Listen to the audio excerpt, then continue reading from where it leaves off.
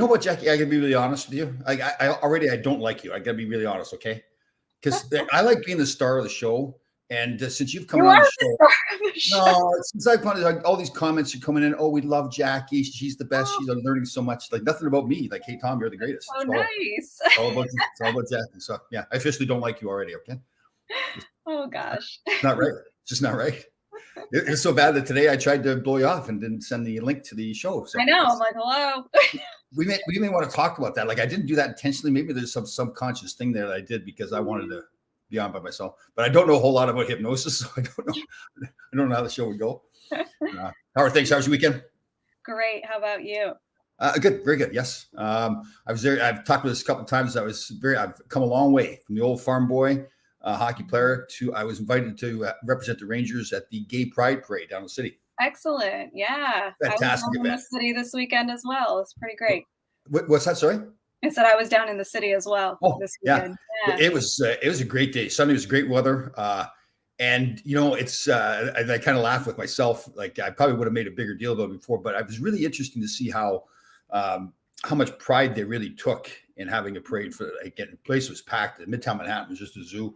It was really good. It was a good learning lesson for me, to be out there again. We some ways get stuck in our little bubble of people that we hang around with all the time. So it's good to get out there. So, yes. What were you doing? Were you in the city, like socializing here? Yep. Meeting up with some friends that were in town, showing them around. Yeah. That's right. You're a native. Are you from White Plains? Where are you from? I'm from Peekskill originally. Peekskill, that's right. Mm-hmm. Do you still have family there in a minute? Mm-hmm. Oh, yeah. Good. So what did they first say? So I should back up. Jackie Long, if you want to contact her, Jackie Long Hypnosis. Yep, you got it. Took me 3 weeks. Probably. So she's a registered hypnotist. And like a lot of people probably, when I first heard about it, I was like, okay, she's going to have like some kind of big hat on right around a broom or something like that. Oh gosh, nope. So just I've learned a lot from Jackie about just mental health in general, but the hypnosis part specifically. And Jackie, I'll let you speak to it. I try to educate people all the time. I know we've talked about this in the past, but I want to make sure in case we have new people coming to the show. Yeah. The hypnotic state that we get into is not probably most of us think it is, right? Yeah, it's I think people think of the word hypnosis or hypnotic state as this like maybe scary or weird or new state to be in, but we actually go in and out of it all day long very naturally. We just don't have a name for it usually. We don't know that it's called hypnosis or that it's the same thing. So right when you're falling asleep, when you're waking up, when you're reading a book, a movie, and a lot of people don't know this too, we're being hypnotized all the time, right? Watching TV, watching commercials, hearing maybe the news or hearing somebody talk to us, anything that's repetition or, things said to us under high emotion, all create that state and allow things to go into our subconscious mind, whether they're positive messaging or negative messaging. That's interesting. So you think maybe they don't call it hypnosis, but people selling products on TV or newscasters kind of do it intentionally to plant messages with you? Is that?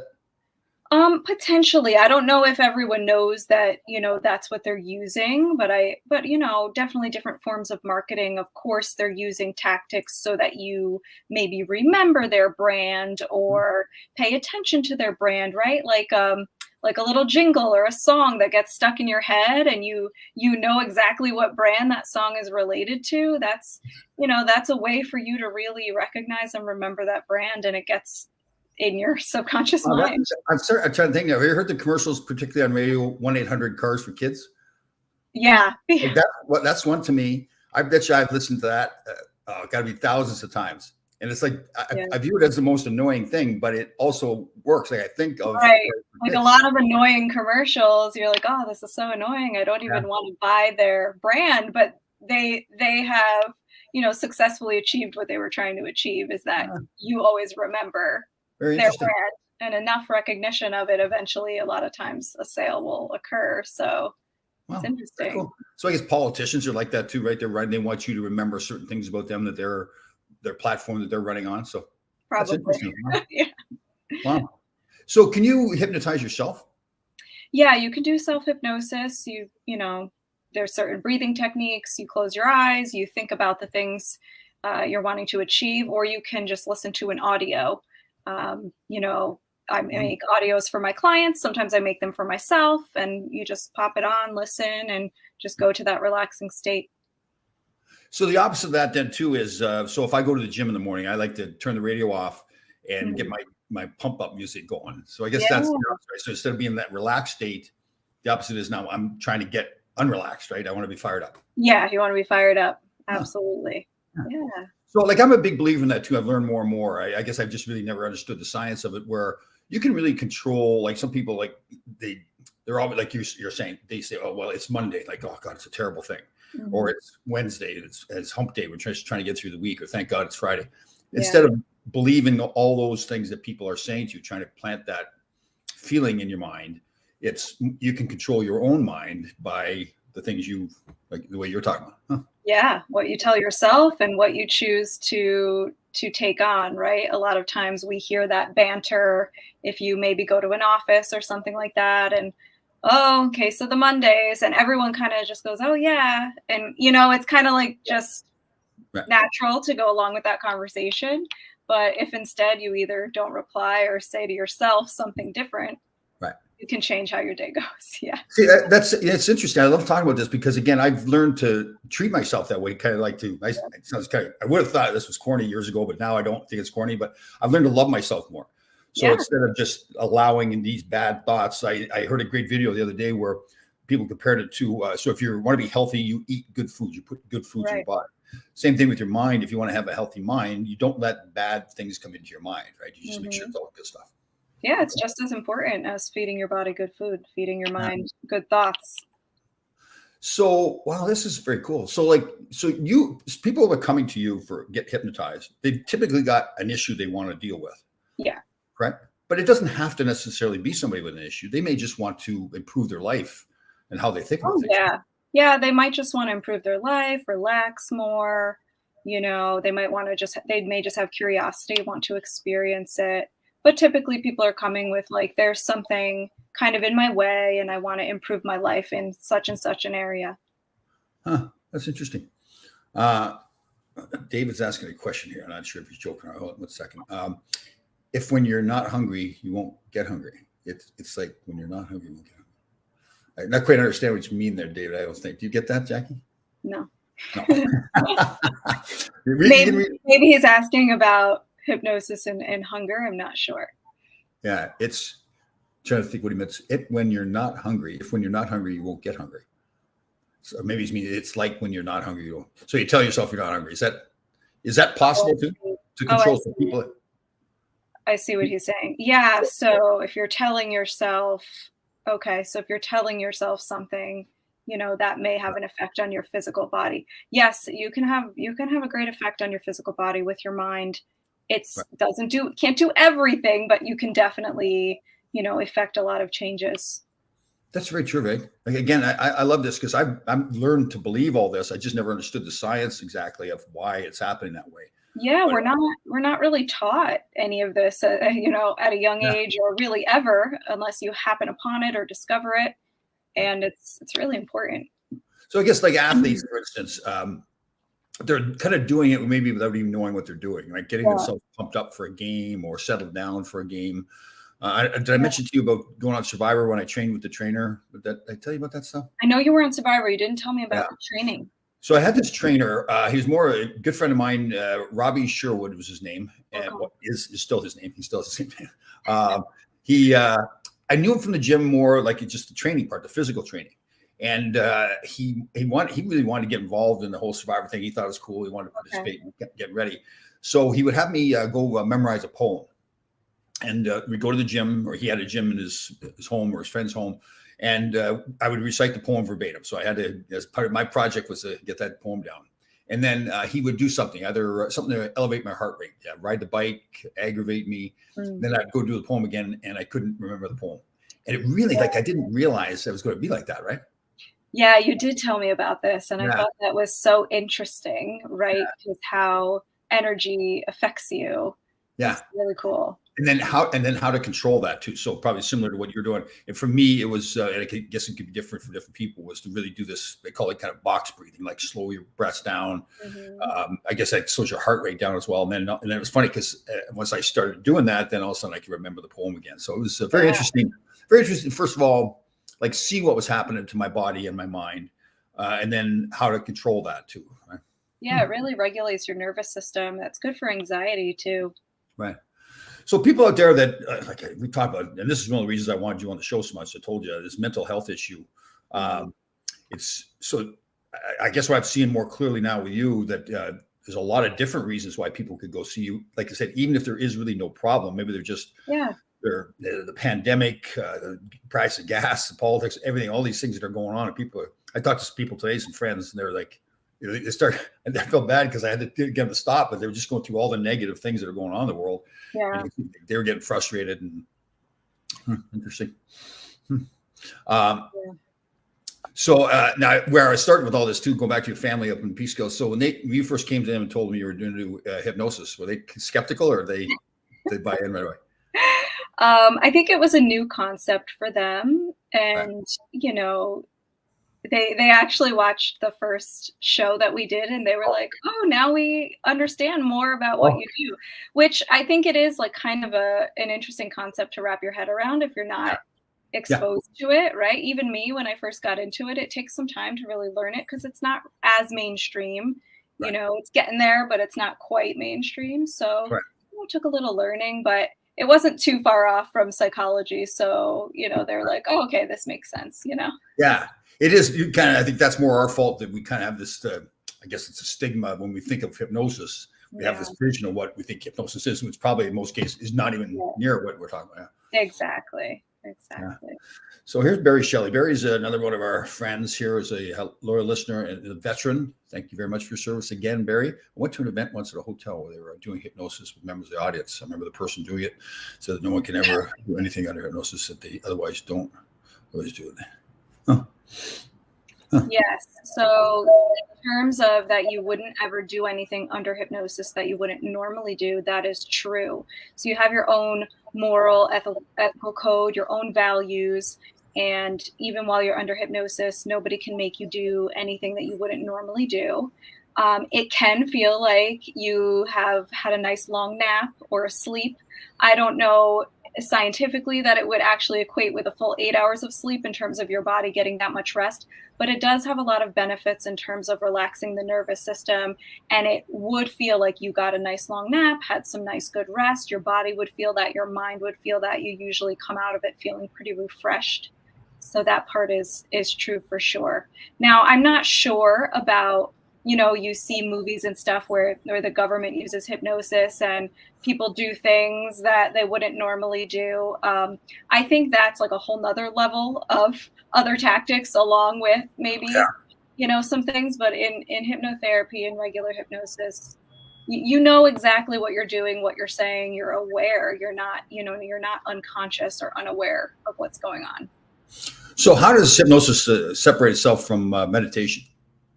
So meditation, usually the goal of meditation is to have a blank mind, to rid yourself of all thoughts and just be in the present moment.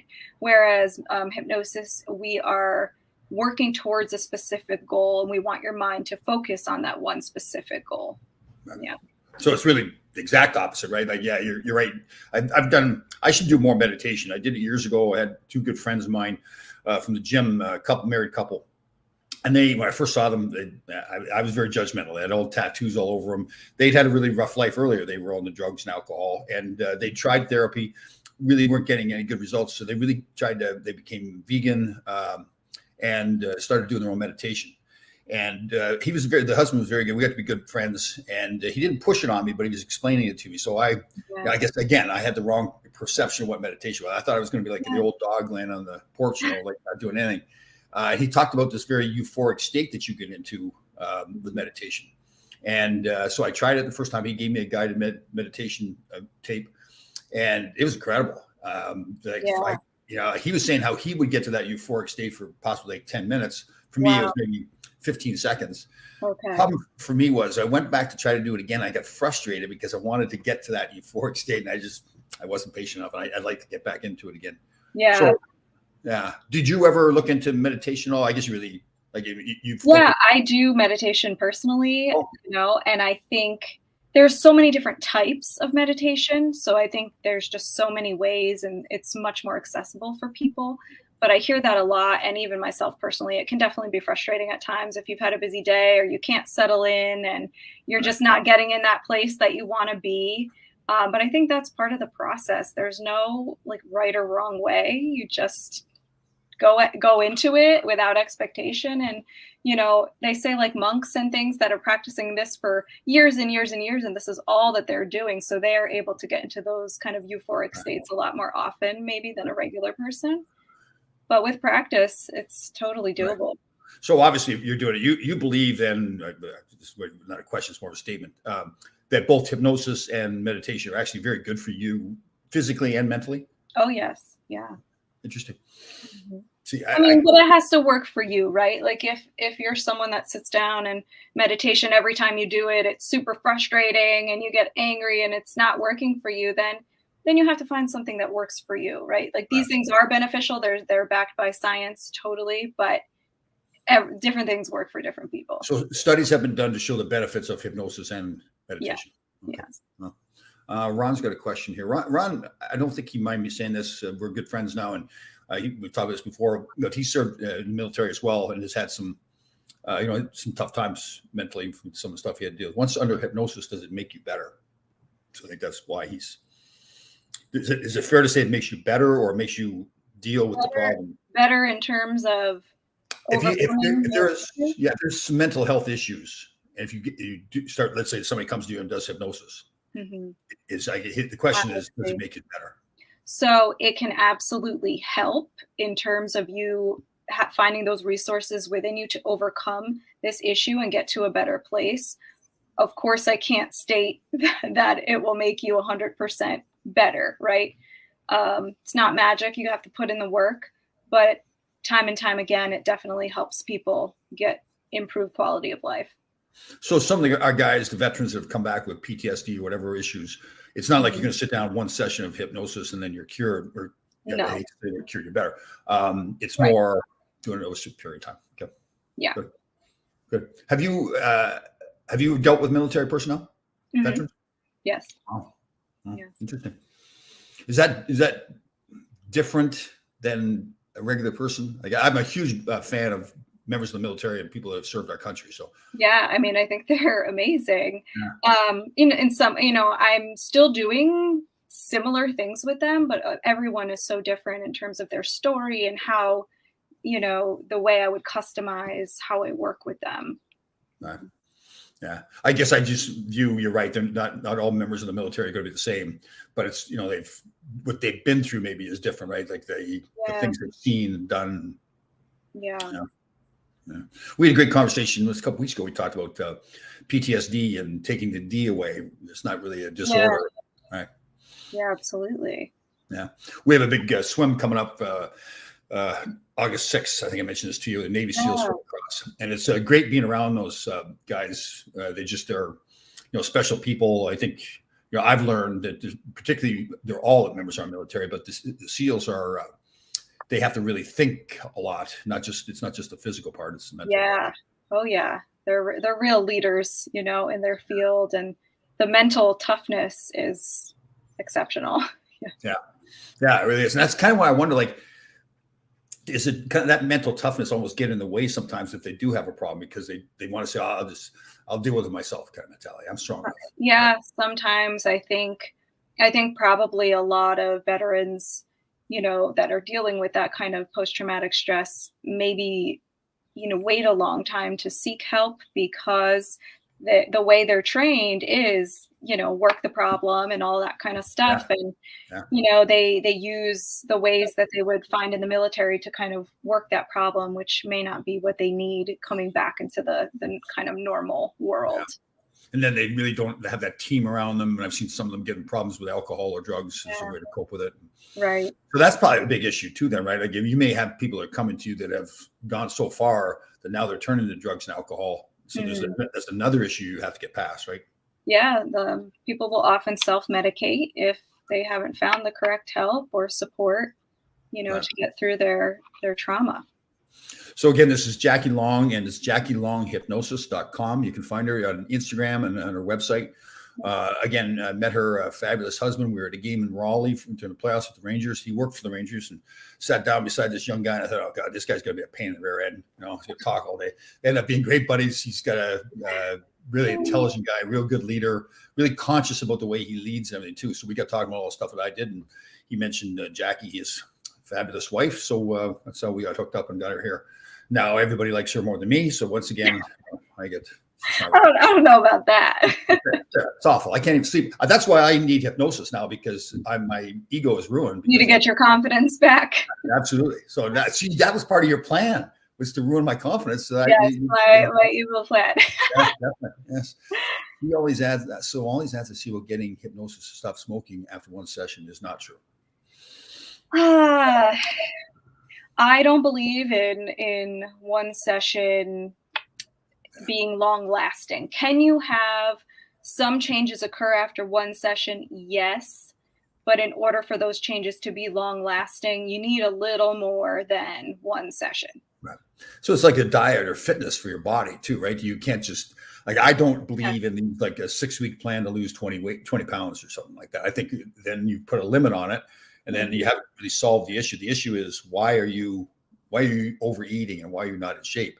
And I don't believe you fix that in a week or 6 weeks. That's something that's a lifestyle change, right? Yeah. If you want like real change, we have to get to the root of the problem. You got to work through it. If you want the quick fix, then you'll get mini quick fixes, but then you're right back into that same problem. So, I mean, I think our culture is always trying to sell quick fixes, but the reality is there are none. You have to work through the hard things to get to where you want to go. Yeah. And like I said, I've really learned that like loving yourself is so important too. Like really, like with your fitness, the stuff to put in your body, the way you treat your body, the way you treat your mind, the people you're around, to just say, listen, you don't want to be arrogant about it, but I'm too good. I love myself too much. I'm not going to allow this stuff to happen to me. Right. I think we all, right. Yeah. I think that's a huge, huge lesson to learn, because there's so much coming at us from every direction, and you have to know what's right for you, what's not right for you. Right. Setting your own boundaries, super important. And realize there's nothing. I don't want people to be like alone all the time, but there's nothing wrong with being alone sometimes too. You don't have to. Yeah. You don't have to. I love my alone time. I'm an introvert naturally, so I need alone time to recharge. Sure. But it doesn't mean that you don't like being around people, right? So we touched on that before. That's where like your friends in your life, if they're longtime friends and they're being negative about something, it's being able to have a conversation with them and say, listen, I love you to death. And you're a dear friend of mine, but if you want to talk about that stuff, you're going to have to go someplace else, right? Yeah, you also have to kind of decipher, like, okay, are they going through something? They need someone to just listen for a minute and validate them. And can I do that right now? Am I in the space to do that? Or do they need a pep talk to kind of move them in the right direction? You kind of figure out what do they need in the moment and try to help them get past it. Because now David here is a loyal listener and friend. So I want to debate, have a statement here. Stress adds weight, period. Yes. I don't agree though. It's not the stress. It's not the stress that's adding the weight. It's how you're handling the stress, isn't it? Well, right. Stress does a lot of things to the body in terms of, cortisol and different hormones. So stress can definitely turn on, that little signal of either I want to eat more, or it can just change your hormones where you may be gaining weight without even eating more. But then on the flip side, I will say, people handle stress differently. And for some people, when they're stressed out, they can't eat, they don't eat. So they may lose weight. So really, it can look different for most people, but a lot of people, I think, gain weight when stress is added into their life. Ooh, just got a little emotional here. Yeah. You got a message sent to us here. I hope he doesn't mind me put us up there, but wow. That's amazing. Yeah. Wow. Wow, Tom. See, your show and you are helping people. He's just saying that because he knows I feel bad. That's why. No. Well, that's awesome. That's interesting with the stress, though. Thank you very much, Ron, for that statement. That was something. I never understood about the physical, the scientific part of the stress. So it really, that can be true. It can affect your weight one way or the other. Yeah, yeah. And I'm not a doctor. This is just what I know from personal experience. Well, very interesting. Okay, so I got to go back to, so had you started your hypnosis before meeting your husband? No, no. Oh, I I had was been gonna, wanting to do this probably for, gosh, since like 2008. oh, So I've been wanting to do this for a long time, but I didn't go back to school and start all this until a few years after I met my husband. Yeah. I was going to say, if you're into hypnosis and then you met him, then how do you break that?